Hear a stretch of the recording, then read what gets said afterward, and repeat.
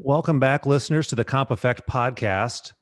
Today, I'm pleased to bring to you Don and Bree Dunn of the R&D Agency. Don is president and CEO of the R&D Agency, which is an investigative agency located in Minneapolis, Minnesota.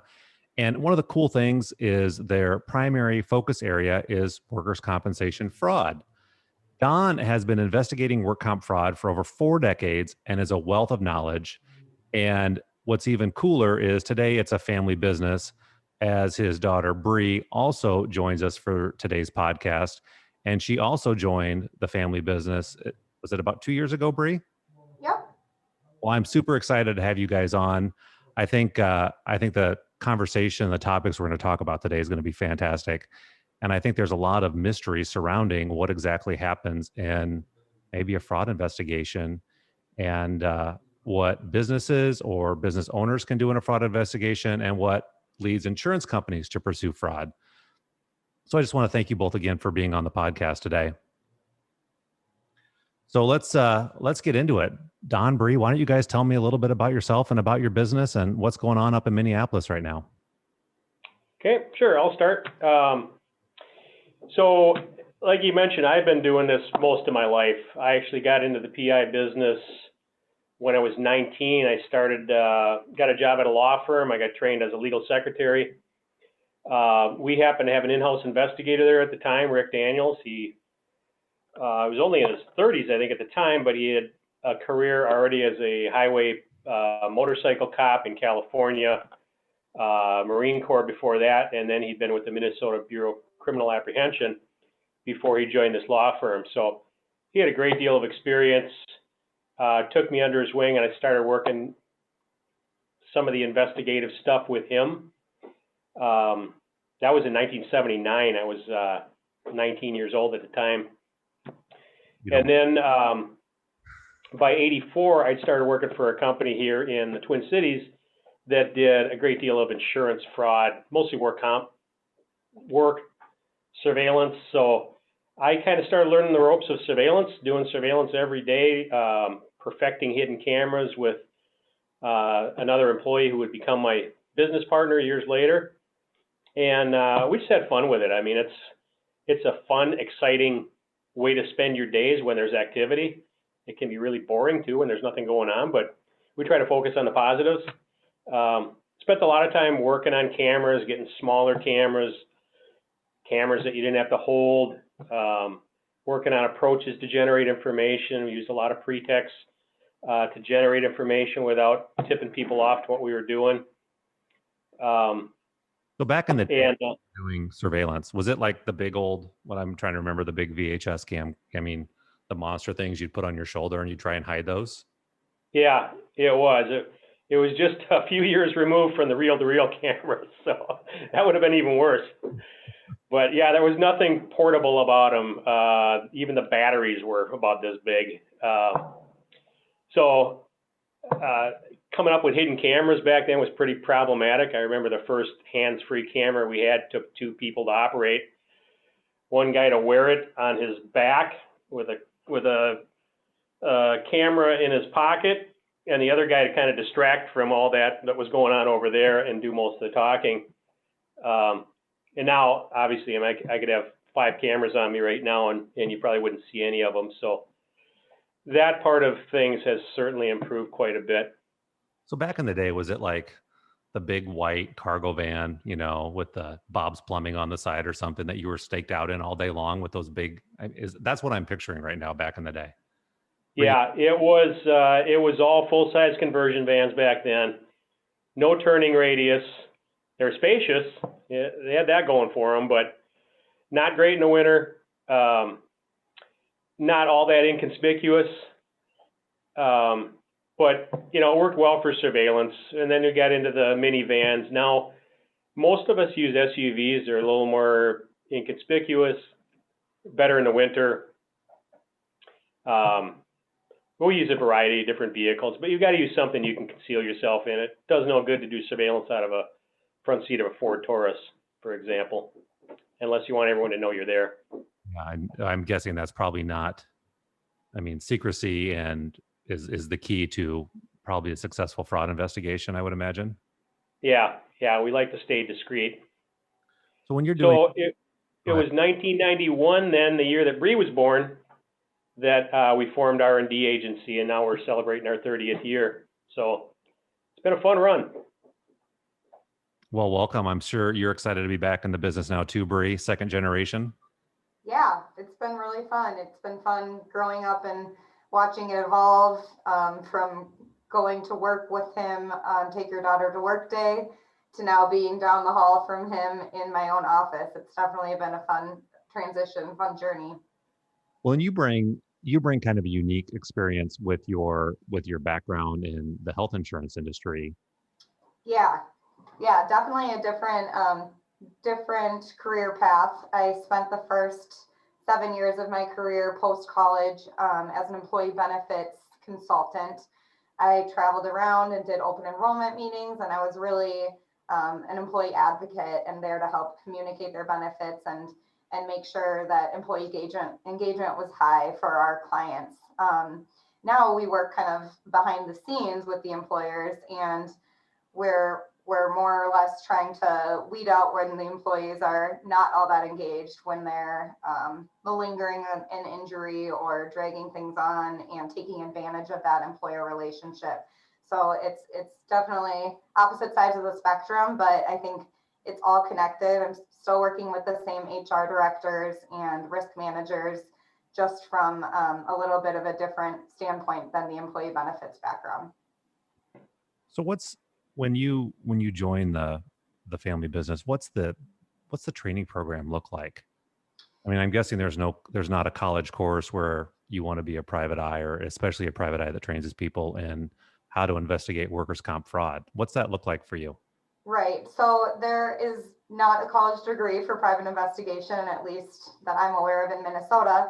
But there are certain requirements that have to be met. I had to take a couple of different courses on ethics and understand what we legally can and can't do as private investigators. The licensing is a little bit different from one state to the next.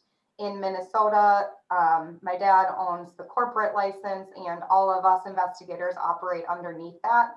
So there's requirements that we have to do to maintain our ability to operate underneath that corporate license.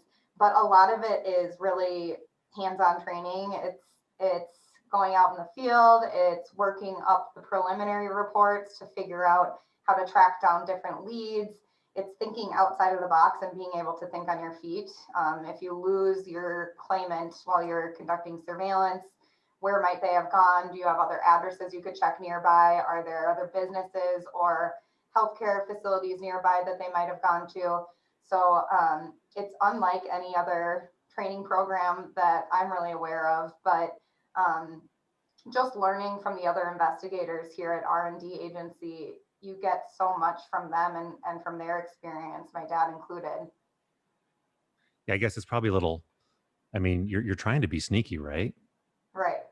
It goes against how most people normally are during their normal day. I'm pretty conspicuous wherever I go, and to try and hide, I don't know that I would do I'm 6'5". I stand.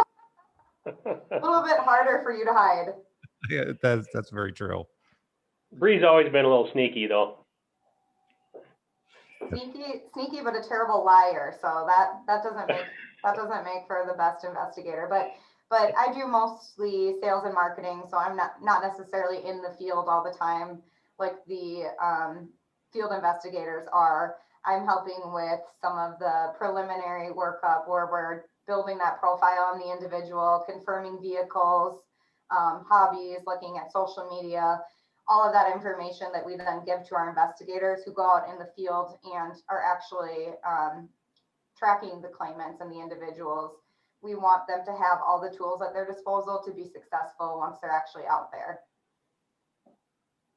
So, go ahead. Todd, you asked about the training. I'll just input briefly that Minnesota changed their training requirements several years ago, and we came up with some of our own courses that had to be certified through the state. So there's a 12-hour pre-assignment course I have to get all my investigators through. And there's also ongoing training that we do here. So we've designed courses that focus on, as Bree said, privacy, ethics, the laws regarding investigators and what we can and can't do, just kind of camera techniques in general, a bunch on surveillance, some public record stuff. There's a variety of different courses that we've developed in-house that we continue to upgrade. So that's, when I bring field investigators in, I have to get them through those courses to begin with, get them working under my license, and then we have continuing ongoing training from there. That's a great program. What, I guess I'm not familiar, what are some of the things that you are legally and not legally allowed to do? Well, for the most part, because we're licensed and assuming we're working on a legitimate investigation, we're exempt from stalking laws, first of all. So one of the things that we hear often is an employer is thinking about doing their own surveillance. Bad idea. They can be charged with stalking. Not to mention that the claimant they're following around probably would recognize them if they saw them up close. But as long as we maintain the license and the insurance and bond and things like that, and we're performing our duties legally, we're exempt from those laws. There are certain things, I brought up pretext. And pretext, it might be an ugly word in the industry, but it's an essential part of generating information.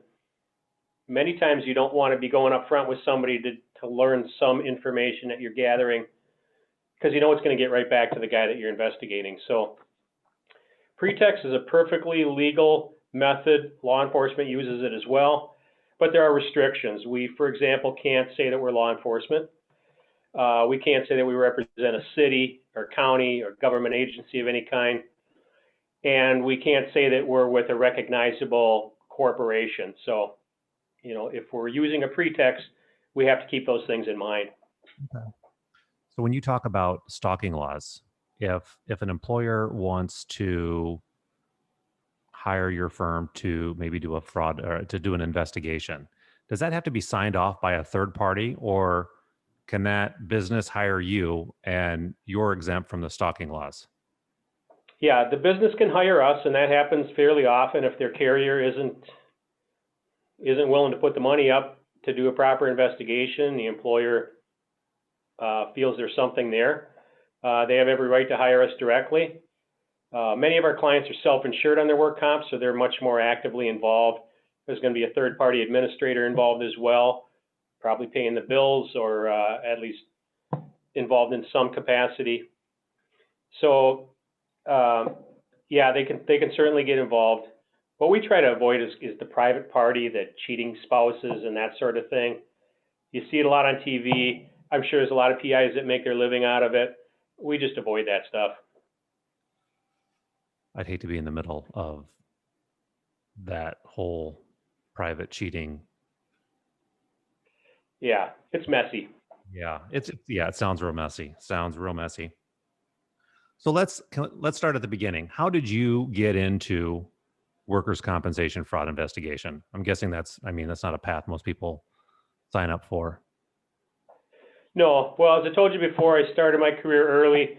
Wasn't really making enough money to survive on, so I ended up going back to a very large law firm for a couple of years in downtown Minneapolis. And in 1984, I saw an ad for a field investigator. It was a local company, fairly well established at the time. And I got hired there. They actually hired two of us, figuring one of us would flame out and not make it, because there's kind of a high percentage of guys that just aren't really cut out for it. As it turned out, we both made it. And so I started in '84 doing pretty much surveillance every day, either on work comp claims or slip and fall, auto accidents. They're all handled very similar. I spent the next 7 years doing that.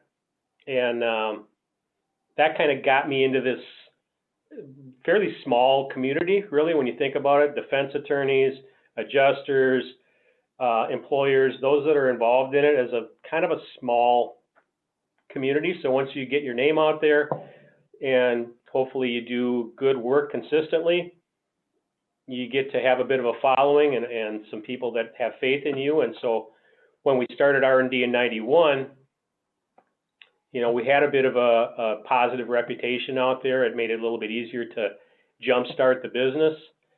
And then from there, we just kept working on having some consistent results, fine tuning how we did things so that our chances of success were better, I think. And that over time has resulted in just, I think, a good reputation in the industry and a pretty steady flow of existing and new customers coming to us.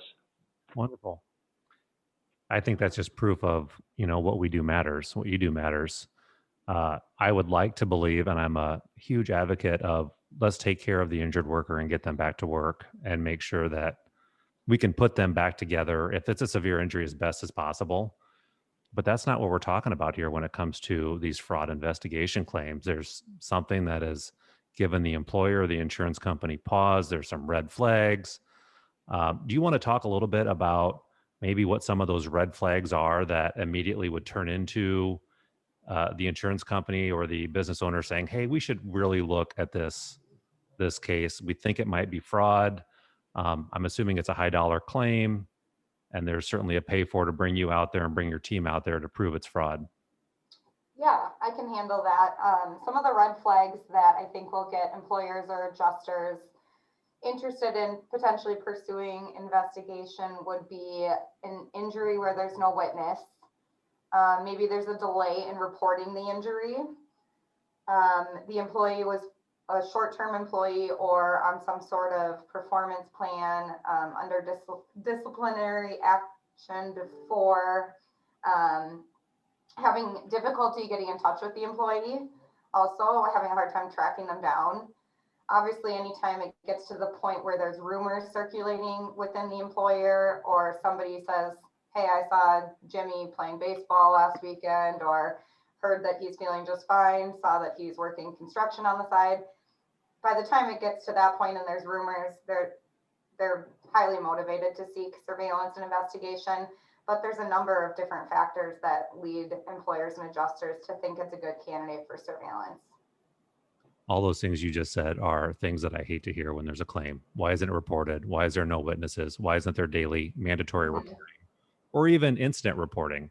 I know OSHA has shied away from telling employers that there needs to be a mandatory reporting policy, but it's certainly welcomed and encouraged, especially on a Friday afternoon, because we've all seen those Monday morning claims that there was no witness on Friday. We don't know what happened over the weekend. Now it's the insurance company on the hook come Monday, and there's nothing to refute that. Yep. A lot of injuries happen right before deer hunting opener too.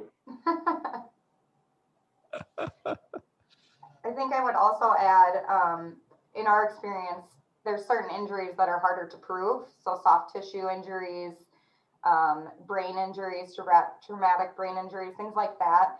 It's less cut and dry. So when that tends to be the circumstance and it's coupled with several of those other red flags, that's another indication that it might be something worth pursuing investigation. You see an investigation when the claim reaches a certain dollar threshold, like maybe if it's $25,000 or $50,000, the insurance company may not fight it because it's not worth it. But when you get into, is there a limit there that where you see they take a closer look? I think a lot of that we're not really privy to. They're having their conversations on their own. Certainly if the claimant is young and has a lot of productive years ahead of them and their injury can potentially be permanent or a high percentage of permanent disability. They're doing the numbers before they think about reaching out to us. And if their exposure is high, and especially if the documentation isn't there, it's questionable. One doctor's saying this, another one's seeing nothing. I think all those calculations are going into it before they tend to reach out to us. Okay. But certainly the higher the exposure, the younger the claimant, the more the potential cost to them at the end, the more likely it is they're going to give an agency like us a call. What I'm hearing you say too is that a lot of the fraud or maybe that initial bad feeling sounds like it's communicated directly from the business at that point in time. There's obviously, hey, the claim was reported late. They're on a disciplinary action plan. all of that needs to be communicated to the insurance company so that then they can get people like you guys involved. And if people don't say anything, then the claim probably goes through without any hitch at all. Yeah. And in some cases, it may be the adjuster that they can't get cooperation. The claimant never answers the phone. They can't even get that initial intake figured out. But yeah, usually it's the employer that's kind of pushing things along. There was an unwitnessed injury, whatever it might be. And it depended on the size of the employer too. If they've got a high deductible, they're paying much of the cost. They have a little more sway in what's going to get done next. Walk me through what an investigation looks like, beginning to end. What are you asking for from the business owner? What steps are you going to take? How does that unfold? Okay. Well, I would say, we want to know as much as we can about the injury, the restrictions, and the claimant themselves. Usually we're getting that from the adjuster, sometimes an attorney. If they're comfortable with us talking to the employer, we'd like to do that too, because we want to get tapped into the rumor mill to a certain extent. Maybe they've got an employee photo. Maybe the employee is still showing up for some kind of light duty work and we want to get a upcoming work schedule. So if we're able to deal with the employer, that's always helpful. But that initial intake process is important. And from there, we're going to assemble a profile of the claimant, confirm where they live. Nobody likes us to start at the provided address when they don't live there anymore. So we try to eliminate those kind of snafus right from the get-go. Where they live, what they drive, who lives with them, kind of hobbies and activities they're involved in, if they're hunters and fishermen, snowmobilers, boaters. We look at a variety of things, including courts and social media. And what we're doing is we're assembling a profile so we know as much as we can about that person before we even leave the office. It allows my investigators to have a much better idea of who it is they're looking at, what the setup looks like, because we're looking at aerial views of the location, escape routes, things like that. And we also look at when they get benefits. If they're getting paid on a Friday, people tend to be more active when they've got money in their pockets. So we try to establish as much as that as we can.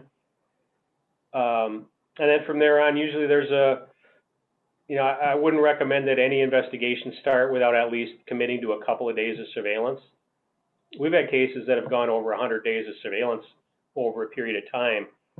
And there's a good reason for doing that in many cases, but there's really not a good reason for initiating an investigation and only doing a day or a partial day of surveillance. You may get lucky and get activity, but there's really no pattern there. It's not going to sway a judge or even a doctor to change the restrictions. So you really need to commit to doing at least a couple of days to show a pattern and be prepared to do more after that. So once the profile is done, we'll assign it out for investigation, for surveillance to one of the field investigators. They're going to be updating the client verbally. They send in their updates with still photos from the video that they're taking to incorporate into the report. And then we're sharing those from the office to the adjuster and attorney, whoever else is involved. So there's ongoing communication on a couple of different fronts. Well, an investigation today, is it kind of like it was back in the 70s and 80s? I mean, sitting in a Suburban out front with a camera? Is it following them around? Is it drive-bys? What does that look like? Really depends on the factors that you've got going for you, the setup at the house. But yeah, in many ways, it's very much the same as it was back in the 70s and 80s. You establish a good position where hopefully you can see if there's activity on the property. And also, if someone comes to pick the claimant up, if you're set up outside the neighborhood waiting for their vehicle and they either go the other way or they get picked up, you just wasted a day. So if possible, you want to set up with a good view. In many cases, you're just going to stay there. Activity's going on and they're building a deck. You're just going to shoot film of it and stay there as long as you can till the activity stops. Obviously, when they leave, now you're going into mobile surveillance, and that has its own set of challenges, as you can imagine, because it's not just you and the claimant. You've got all these other factors to deal with, traffic control devices and other vehicles, suspicion maybe on the claimant's part. Obviously, we don't know where they're going, they do. So you've got to be discreet, but you've also got to do all you can to stay on them, because wherever they're going, there may be more activity going there, and you need to get them there to be able to document that. So what happens when it's no longer discreet? I'm trying to picture of, maybe a stakeout at a farmhouse, or something where it's so isolated that it's hard to get out there, or you're readily visible no matter what you do. Yeah. Well, people are kind of in harm's way. You might have an antagonistic claim person, and it gets real scary real fast. Right, and that's part of the thing that we like about it, the adrenaline rush.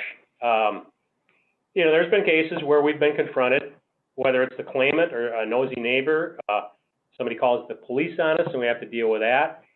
So you have to be able to think on your feet. We're not really under any obligation to tell anybody why we're there. So in some cases, we're just coming up with a story that makes sense to get out of there and live to fight another day. Just because we've got a claimant that's suspicious, and that happens every now and then, we try to look out for the signs. They're looking in the rearview mirror a lot. They're pulling over. They're making unexplained turns. And we always look at it like we're better off letting them go, give it a little time to cool off, get somebody else out there in a different vehicle, and try it again. I can remember a case just a few years ago, law enforcement officer for a large county, and this claimant happened to be working out on probably the third or fourth day of surveillance.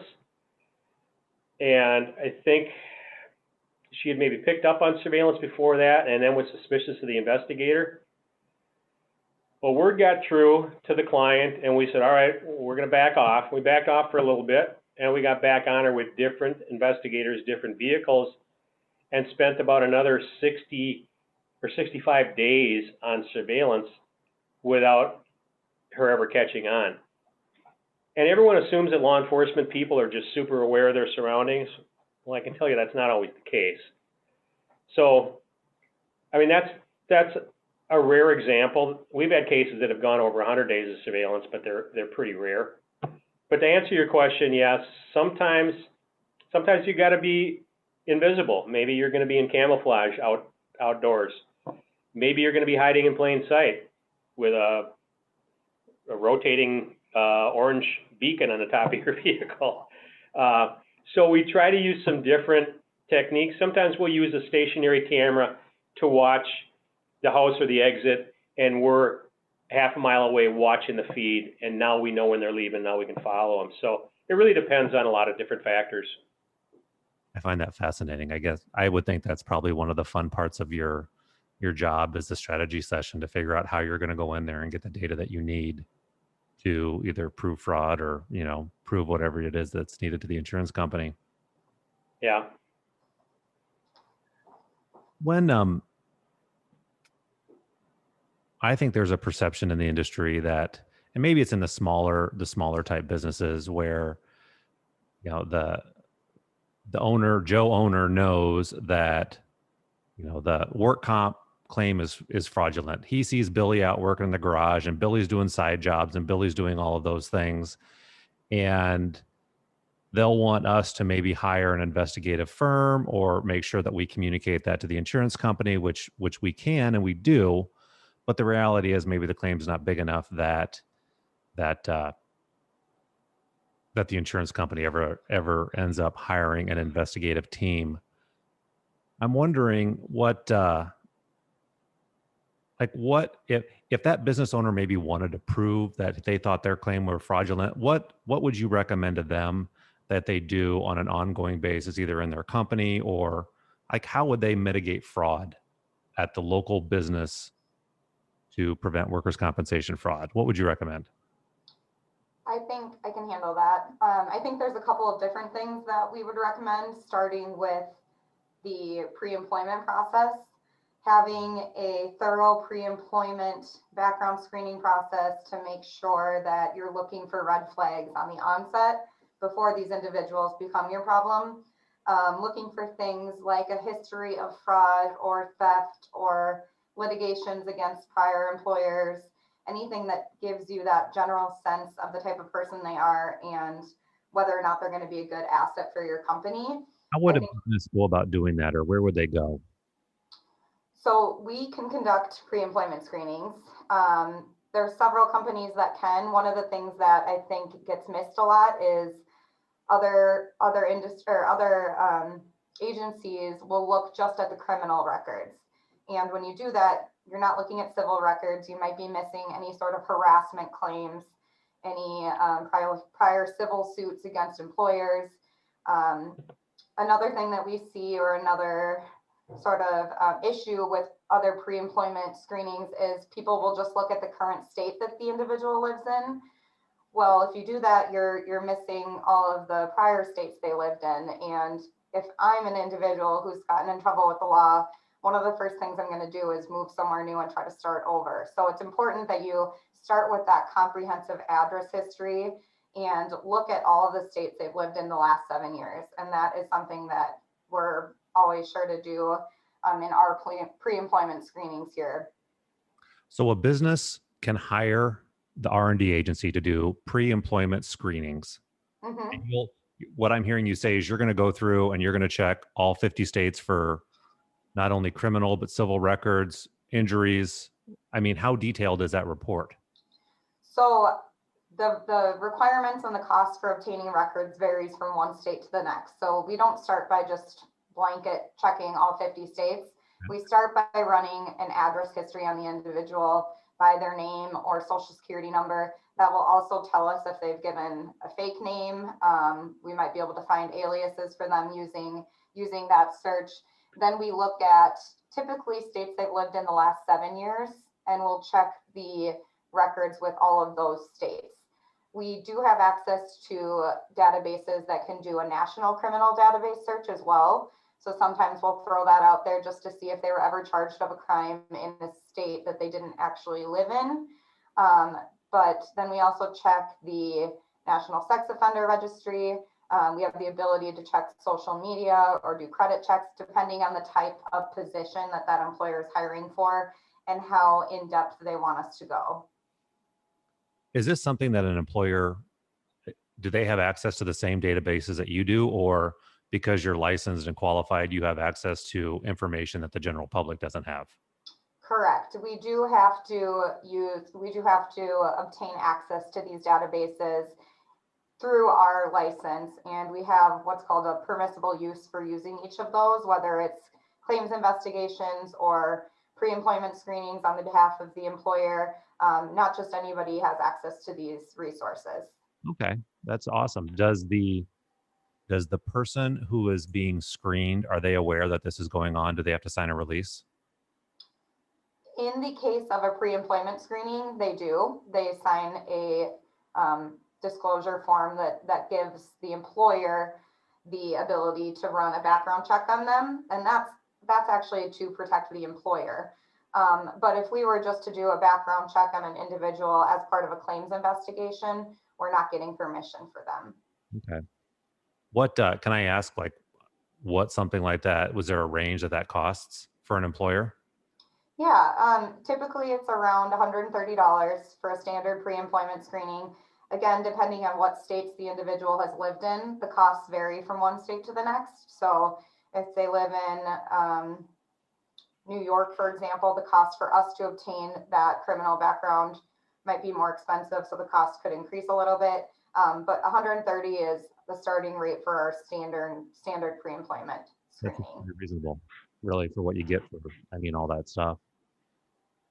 Yeah, well, the other thing, Todd, is when a prospective employee is asked to sign Freedom of Information compliant forms to authorize a background check, a lot of times that's all it's going to take for them to say, oh, by the way, you're going to find this. I think it's always better to start that conversation during that interview process. clears the air a little bit. Either they're going to do that, and then when the report comes back, they already know about it, or they're going to try to hope that it doesn't show up, sign the forms, and then keep their fingers crossed until they get the call back from the employer. So it serves a couple of purposes. It protects the employer. It protects us if the employee doesn't get the job and they don't like the report. And the other thing I would add is that the databases we start with will sometimes give us point to criminal actions to begin with. So although it's most likely they're going to have, if criminal or civil, those things are going to be filed in the states and counties that they've lived in.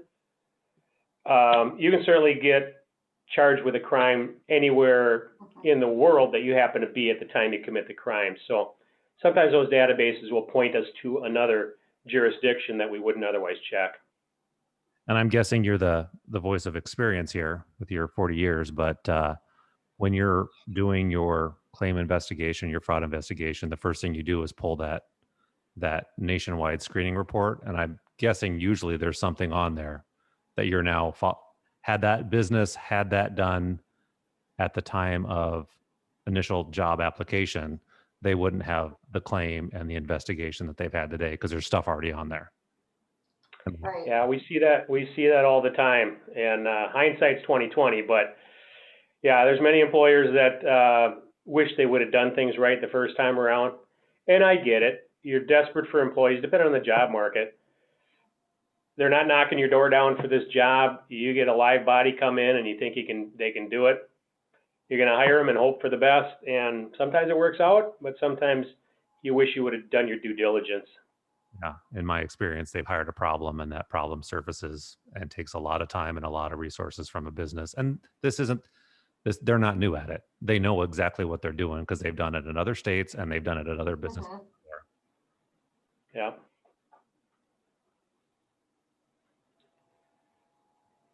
So do you want to talk about one of your maybe most successful fraud investigations at all?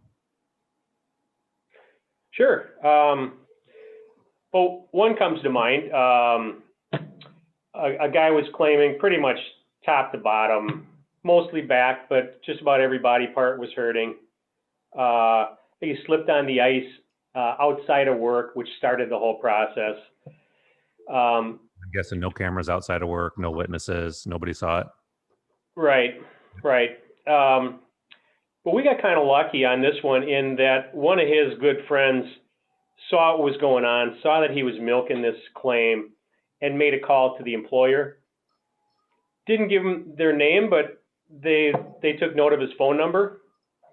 It was an anonymous tip, those happen quite often. Well, that prompted surveillance. I'm not sure if surveillance is going to happen or not, but that prompted it. And along with the information we got this phone number. We identified it as an individual that lived not far from the claimant. And after we'd done some surveillance, I suggested to the adjuster, why don't I go pay him a visit? He wanted to talk on the phone. Maybe he'll talk to me in person. And it actually worked out very well. He was really good friends with the guy, but at some point he says, this is wrong. What he's doing, he's not hurt. He's milking this claim.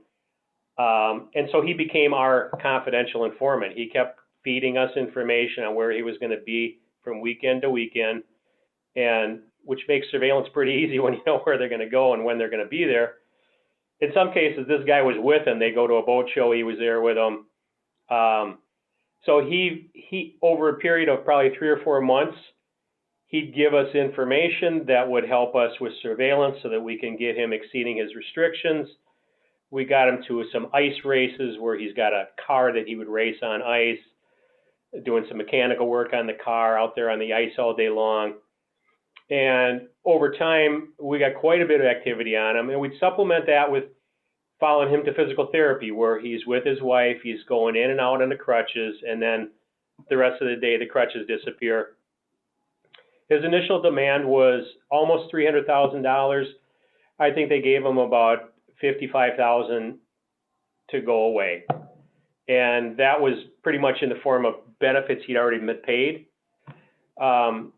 They didn't end up pursuing fraud on him. We've had other cases where they have. In case we just had one a couple of years ago, and it was really a very simple investigation. We had a fair amount of film of this guy just being normal, and they scheduled him for an independent medical exam, an IME, and those happen fairly often. It's an independent doctor that's going to evaluate the claimant. We knew this guy was ultra paranoid. You could just tell by his social media posts. He was one of these end of the world guys. He'd have on the side of his truck, he had all kinds of assault rifles, images, on his window.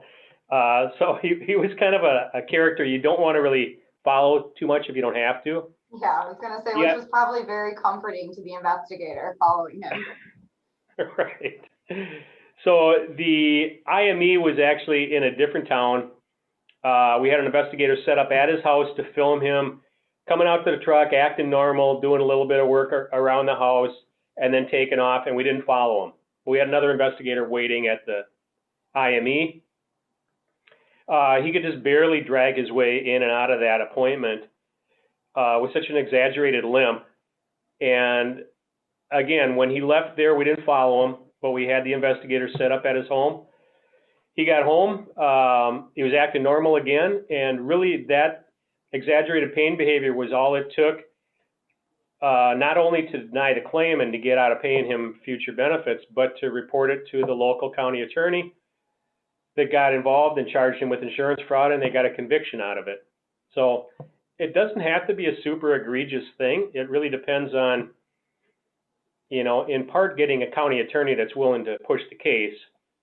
And so from that aspect, you probably have a better chance of pursuing a fraud case in a smaller county where there's not a whole lot of violent crime that they're also dealing with. But those are just a couple of examples. We see fraud cases fairly often, but typically you've got to get through the work comp process, Department of Labor and Industry, and all that process. And if they think they have a good case, most states have a commerce department that have an internal fraud division within it that will kind of work with you to build a case, or work with the adjuster or the insurance carrier to build a case, and then to hand it off to a county attorney to prosecute in district court. So that was interesting to me the first time that I talked with you. I didn't realize that those were two separate processes. So when you investigate the injured worker and you think they're committing fraud, and you take that data to the insurance company and say, hey, we think this guy is being fraudulent, you're paying claims, that's a whole separate process of what they have to do to maybe stop paying benefits or pay reduced benefits versus filing, it'd be a criminal. Yeah, criminal right. Injured worker trying to commit workers' compensation fraud, which in the industry, I get notifications all the time, and it's fines and jail time. I mean, over simple things. I mean, $5,000 can land you a couple years in jail. But they take fraud very seriously. Right. Yeah, so you're right. The whole work comps claim is handled through Department of Labor and Industry, hearings at Office of Administrative Hearings. So that's a whole different jurisdiction. And so if we get some good findings like that, chances are the insurance company, if they've accepted the claim, now they're going to file a notice of intent to discontinue. They're going to stop paying benefits. That'll start the process of a hearing getting scheduled. And then, if our evidence is strong enough at that point, the judge is going to side with the insurance carrier, stop the claim. They may appeal it. There may be some appeals going on at that same level. But once that's done, if the carrier wants to pursue fraud charges, it's going to have to be in district court. It's a regular criminal proceeding then. That simply amazes me. I mean, here's a person trying to not only defraud the insurance company, but then to go out and hire an attorney to defend their fraudulent position. I mean, it's a waste of time and resources for everybody. Yeah. Well, I think there's a general perception that insurance companies have all this money. They're not even going to miss it. People can do these mental gymnastics to figure out why this is okay for me to do this. And it does kind of hurt sometimes when I do this. So, the sad thing here is the businesses end up paying 100% of this. I mean, they pay all the work comp, they pay all 100% of the work comp premium into the system, whether it's fraudulent or not fraudulent. And I talked to a gentleman the other day who runs a fraud department at an insurance company. And what was enlightening from him is he said back in the 90s, there was more, the dollar amount for fraud caused by people is greater than what it is today. He says we still have the highest number of fraud claims come from workers faking injuries, but there's a whole new a whole new set of fraud from providers doing fake billing on Sundays, fake billing on holidays, ramping up claims, putting bills through that never even happened. And that's a whole separate type of, fraud investigation. And they're using a lot of technology to look at that on maybe even a clinic or localized state level on why one claim with a certain diagnosis code has all these tests at, provider A, and it doesn't have the same number of tests at provider B. And they're tracking all that. And it was kind of fascinating to talk to him on how he's seen that change in the industry over the last decade or two. Yeah. Yeah, we've been hired to watch chiropractor offices that are submitting claim after claim after claim, and just to document how many people are coming and going and who they are. In some cases, just to go into the waiting room just to get a shot of the check-in sheet.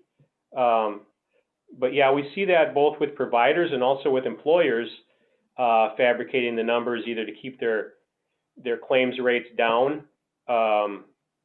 or if it's a small business and if it's a family member that allegedly gets hurt, to file a claim and kind of split the proceeds. So there's all kinds of ways to try to scam the system, but you always run that risk that it's going to come back and haunt you. Yeah. I guess it goes back to, if you see something, say something, right? Be vocal, advocate for your position. If you think there's fraud, say there's fraud and let somebody know. Yeah. And I think, like you said, the employers pay the price, but also there's a trickle down effect. Any customers that are buying from that manufacturer are going to have to pay a little bit more because those costs have to get absorbed somewhere. Employees at that facility aren't going to get the raises they want, maybe the bonus that they were hoping for, because that money is gone. So it's not really a victimless crime, although it may seem that way at the time you're doing it. No. And as a guy that's all in on workers' compensation, that fraudulent claim can swing an experience mod. I mean, these things they don't solve themselves in 30, 60, or 90 days. I mean, they have a tail on them that's a couple years long. And I'm guessing your claims and your investigations, that's maybe a multi-year process. And to have an employer I don't know if you're familiar with mods, but they basically are like a number that you take the premium times. So if a client was good and they had a mod of 0.9 and you have a $50,000 premium, a $50,000 premium times 0.9 makes it $45,000. It's in the employer's favor. Well, if they've got fraudulent claims and or other claims, and that number is no longer 9, it's a 1.5. Well, 50,000 times 1.5 gets you 75,000, and that employer's overpaying $30,000 a year because of fraud. Yeah, and that's a direct cost to the business that limits what they can do within their company for what you said: raises, expenses, retention, acquisitions, growth, equipment. I mean, it has a negative effect all the way around. Yeah, I think that's just the start of the costs. On top of that, they've got a position that needs to be filled. They can't really replace the guy because he may be coming back. Mm-hmm. So they got to pay people overtime to fill those slots. Not to mention all the time and energy it takes for that person inside the company to deal with those claims. You're talking about the hidden costs there. It's better not to have a claim, right? Maybe do a pre-screening offer up front, pay the $139, make sure you prepare your next problem. Your business will run better, and it's a win-win for everybody around, right? I would agree. Mm-hmm. I know we're about out of time here. Is there anything else you guys want to talk about or want to share today? Well, we talked about work comp. It's one of the things that we do. We do quite a bit. I mean, like I said, we don't do the cheating spouses, but our clients are insurance companies, law firms, and corporations primarily. And so whether it's non-compete agreements, criminal defense investigations, scene investigations, witness interviews, asset searches. We've got a licensed unmanned aircraft pilot here we've got multiple drones. So we do drone work too. That's kind of one of the new areas that we've gotten into. Sometimes that's claims we can help in that. Sometimes it has to do with construction projects and be able to document changes or what's going on. But there's a lot of different things that we do. I think we can be a good resource for your listeners, whether they've got a claim or whether there are other things going on internally. Just because of our resources, and we kind of have a tendency to think outside the box, we can help our clients with a variety of different things. And that's really one of the things I've always loved about this job, is we can help people out. And sometimes we'll take private party cases just for that reason. You know, I lost track of this adopted nephew. You know, we just had one of those where we tracked the gal down. So, you know, sometimes you can help people out. It's not all about the money. Sometimes it's just about doing something good for somebody. And that's really one of the things that Bree and I really love about this business is we can help people. That's why I'm in this business too, to help people. Yeah. Make a difference, do the right thing. And I think we owe it. We owe it to the industry to be better, to talk about these things, to help educate. I don't think a lot of people know what goes on in a workers' compensation investigation or what you guys do. And I really appreciate you coming out today and just kind of sharing some of that with our listeners here. And tell me again, how many, you're in multi-states, is that true? Which state? Yep. We're in Minnesota, Wisconsin, North and South Dakota, and Iowa. Okay. And if an employer wants a pre-screening, are you able to do those for any employer anywhere in the country? Yes. Yep. Wonderful. Well, it has been great talking to you two today. I've got some fun questions that I'll ask here that they're just kind of fun things, but it's been great having you on. It's been great meeting both of you. As a guy that owns a family business himself, as a third generation, I'm thrilled to see the second generation. And I think that you've got a bright future ahead of you. And there's going to be a lot of neat things coming from your agency. And I look forward to seeing what those are. Well, thank you. We're excited too. All right. So question for both of you here, just because I'm truly interested. I like to read books. I read something all the time. What are you guys reading right now? Ooh, I am reading a book called A Lost Boy Found. And I don't remember who the author is, but I'm about a third of the way in, and it is very good so far. Okay, fiction. I like a lot of the mysteries, like Gone Girl, Luckiest Girl Alive, kind of the mystery thriller type books. Okay. How about you, Don? You know, I tend to read books when I go on vacation, but otherwise, this is the kind of stuff I read. PI magazine. Issue. I've never even heard of that magazine until today. All right. And then tell me what's one thing you spend more money on than you should? Golf. Golf. I can see that with all the golf balls and the golf clubs and the golf trips. Someday, maybe when I'm up in Minnesota, we'll play golf together. Yeah, I'd love to do that. I play a lot of hockey too, but I'm a goalie, so I always play for free. So it's pretty much just the golf, and I'm a hockey fan too. So when there's live sporting events, I'm either at the Wild games or I like going to Twins games as well. We got tickets for both of those. But other than that, golf is kind of my passion. That's where a lot of my time and energy goes when I'm not working. For me, I would say breweries and fun expenses. I live in Minneapolis. We've got tons of breweries and good restaurants, and pre-COVID, we had a lot of fun concerts, and I would prefer to spend my money doing those fun things with friends and family. Well, I think I would get along with both of you because I like golf and I like food, and there's nothing better than a live concert up in Minneapolis. Right? And yeah. Look forward to post-COVID when we can do those things together. Me too. All right, last thing here. Piece of advice you want to give the world. I would just say to be kind to everyone because you never know the battles someone's going through. Good advice. Yep. Bree's smart. She's a smart person. Yeah, I'd have to go with something along those lines. Do something you enjoy doing. Whether it's on your spare time or I think I'm blessed to be able to do something I love doing. I love teaching the guys that come in here to do what they do. I love providing good results for our clients. And it's something I can get up every day and be excited to go do. And now I've got Bree, I've got two of my daughters working here now. My sister Sheila's been with me since we started the business in '91. So it's a family deal. And so I would say, besides, being true to yourself, treat people well, those things that Bree brought up. If you can do something that you love doing, it's a bonus every day. Agreed. And maybe play more golf. Yeah. There, 2 birds, 1 stone. Have more free time now, right? All right. So before we wrap up, we're going to include all of the contact information for your business and how to get a hold of you in the podcast details. But if people want to find you, what's the best way for them to get a hold of you? Well, if you Google Minnesota Private Investigator, we should come up pretty much on top.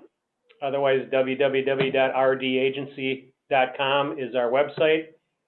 It's involved in a redo right now. Bree's updating it as we speak. But yeah, we're easy enough to find. And I think find us on LinkedIn. Yeah, I think we gave you our LinkedIn information. Yep, we'll post that too. Awesome. Well, I want to thank both of you again for your time today and the education. And listeners, I hope you found this information helpful in your endeavor to run your business and create a safe work environment and reduce fraud. Be well, everybody.